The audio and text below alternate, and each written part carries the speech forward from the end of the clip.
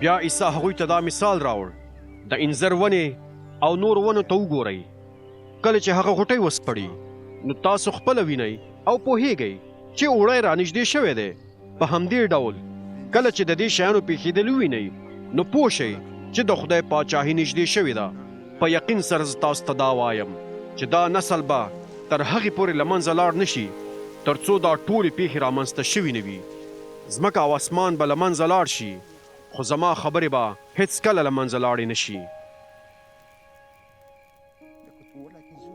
پام کوئ خپل زړونه په میلو، نشو او دنیاوي اندېښنو مه اخته کوئ. هسې نه چې هغه ورځ به ناڅاپه په تاسو راشي او لکه د دام په شان به د نړۍ ټول خلک چې په هر ځای کې وي راګیر کړي.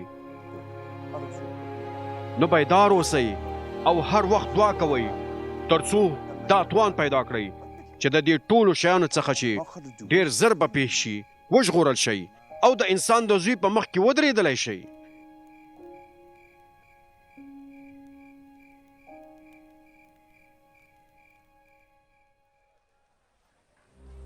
عیسی به د ورځې لخوا د خدای په کور کې تعلیم ورکوو.